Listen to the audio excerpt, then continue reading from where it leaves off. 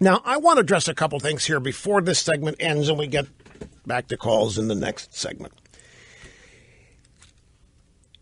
I don't know how many of you fall into this camp, but there are a lot of people who think what Trump did yesterday was horrible by the way he treated CNN, by calling them fake news, by refusing to take their question. They think it was not presidential. They think it needs to change, that it's a sign of political amateurism. And I have a different take on it. So there's no doubt in my mind, this is an adversarial relationship for any of us who are not liberal Democrats. Dealing with the media is by definition, and it's always the case, adversarial.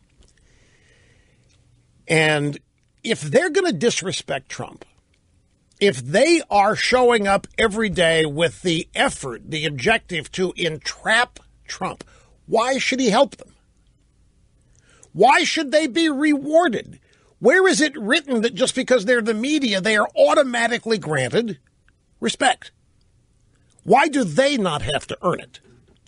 And I don't mean respect by never challenging or just bowing down and agreeing with everything. But you have to admit, we all understand, that the relationship the media has with Republicans, they want to destroy us. It's not, there's no comity to it. There's no goodwill about it.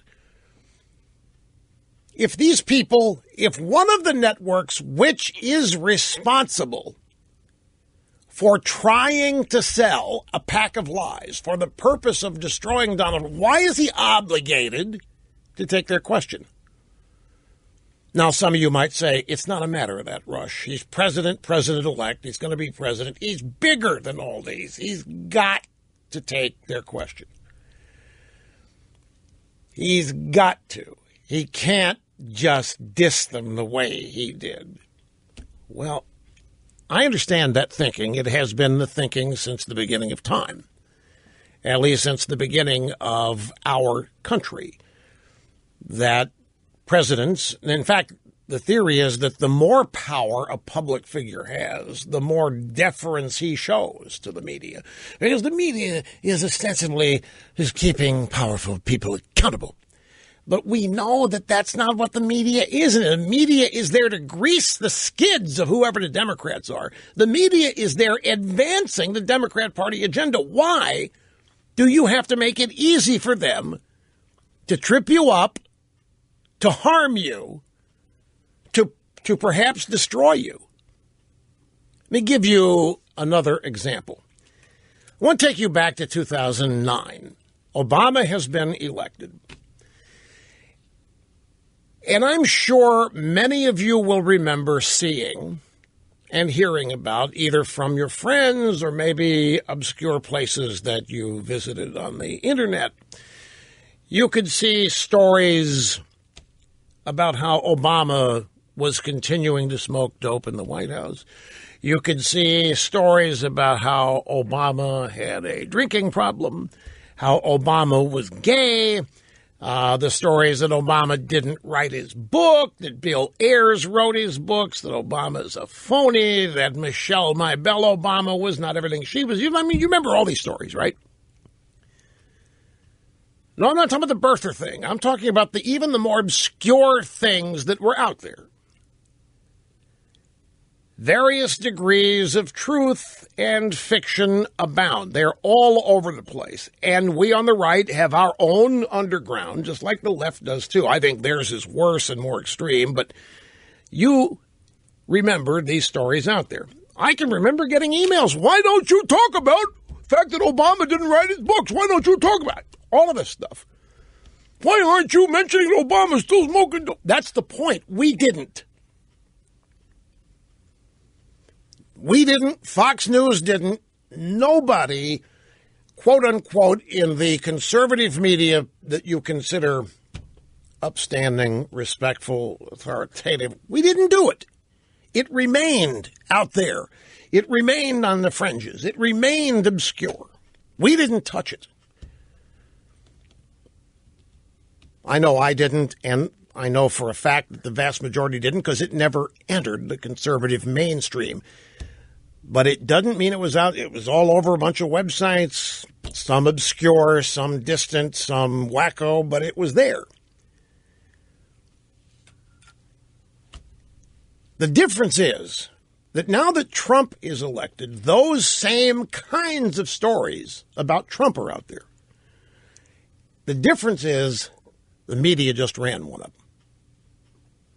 That Trump hires prostitutes to urinate on beds in hotels where Obama has slept.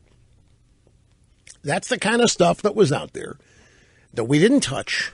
I'll say I didn't touch.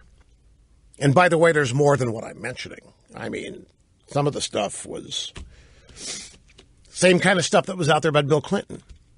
You know where the line is. You know what to ignore and what to comment on. They have no such boundaries, as evidenced by what happened yesterday. And I'm convinced that whatever other obscure stories there are, rumors that are started by fringe left-wing websites, I guarantee all it's going to take for one of them to enter the news is for just one supposed respected left-wing website to mention it. That's what happened yesterday. What happened was CNN, when they found out that the intelligence community might have prepared this dossier, it's all they needed, they ran with what they knew for the last 7 months could not be proven. They had everything that they reported yesterday. Everybody in the drive-bys has had this for months, and not a shred of it could be verified. But once somebody sourcing for CNN in the intel community said, hey, there might be, CNN runs with it. What happened next was BuzzFeed, well, okay, it's out there, so Katie barred the door. They publish the entire 35 pages. And they admit when they do it that none of it's confirmable. None of it has been verified. We don't know if a single word of this is true, but you have a right to know. They do what we don't do. We recognize what our fringe kook stuff is, and it stays out there. They are going to use it. Now, that is why I'm asked, why in the world should Trump or anybody else show those people respect? Why shouldn't they pay a price for what everybody knows they're doing? They're trying to destroy his presidency. We know it, and they know it. And they have been trying to find a way to do so even before he won. After he has won, they're continuing with this whole lame brain narrative that the Russians hacked the election. The Hill.com remedy for Russian meddling should be new election. Do not doubt me. They're not going to give this up. And anything they can find out there, since the Access Hollywood video didn't do it, they thought this would. This 35-page dossier with the golden showers. Which, by the way, I'm given now to understand you can actually order from some high-priced prostitution firms. I had never heard of them until yesterday. But apparently everybody to the left is intimately familiar with golden showers. I'm just telling you, all this fringe stuff they are going to use. They concoct ways to get it from the fringe into the mainstream. While sitting there telling us, you birther people, you're just a bunch of phony, you can't accept it, so you've been making this birther stuff. Big difference. Now Trump is paying hookers to pee on hotel beds. Trump does this, Trump does that. They can't wait to use any and all of it. So why should they be shown respect? You wouldn't in any other avenue of life. If you're working with somebody, if you're Trump and you got a vendor, contractor working for you saying this stuff, he's gone, right? You, in your personal life, somebody treats you this way, says this stuff about you, what, you show them respect? You continue to give them an opening to deal with you this way? Why should Trump? Well, he's president, Mr. Limbaugh. It's a big difference. This is not personal. Damn right it's personal. That's the point. It's personal. Well, there are better ways to do it than to shut them down and tell them no and say they're fake news. Why? They are fake news. The fact that they're fake news, the Daily Show was fake news. The left thought it was real. The whole concept of the Daily Show. Jon Stewart, fake news. They thought it was real. Our biggest trouble with these people, it's hard to say our biggest trouble. One of the insoluble, ongoing areas where there will never be any common understanding is these people have no sense of humor when they are the butt of the joke. And Trump has already, this business, remember Trump telling the joke, maybe the Russians could find Hillary's emails, and maybe if they do, they can alert the media because you guys seem so desperate to find. Trump was mocking the fact that they weren't trying to find the emails. So Trump says maybe the Russians can find, because the media is already obsessed with the Russians. So Trump says maybe the Russians can find them. He's mocking them. He's ramming it right down their throat. He's telling them a joke. They don't see anything funny. And that has now become Trump begged the Russians to hack the election. That's what this Hill.com story is based on. Since Trump asked the Russians to hack the election, maybe we should do it again. They have no sense of humor when they are part of the joke, and it's going to be one of the biggest ongoing divides that we have. They don't have a sense of humor anyway. Do you ever see any of them even smiling? Welcome back in a squeeze and a call here in our segment leading in the bottom of the hour. Bob in Coronado, California. Make it quick. How you doing, sir? Hey, Rush, happy birthday. I hope you're having a nice premium cigar for your birthday. Thank you, sir. Yes.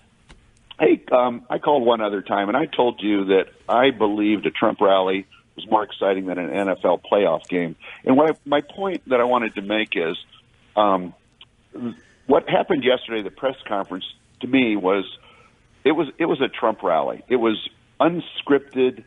It gave me the fix I needed. I think the people in the Midwest were just stood up and cheered like they did at a Trump rally. Wait a minute. What do you need a fix for? You starting to go wobbly on us here?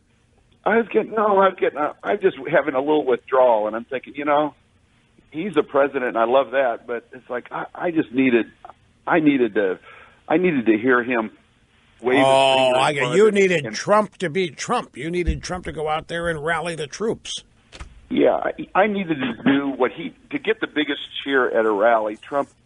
When he was really looking for a cheer, he would just say, and those people in the press, they're horrible or whatever. And the place, I've been to 2 rallies, and the place would explode. Right. And, and I think, and that's what I missed. And it's, it was so reassuring to see that, he still has the mojo. He can go back. Of course, you're worried. You're worried that you're not going to get what you got in the camp. I can sense it when you said you're in withdrawal out there.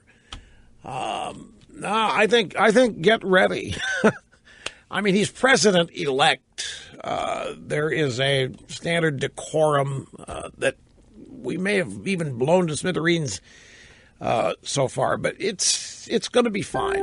Mark my words. You're going to be fed very frequently.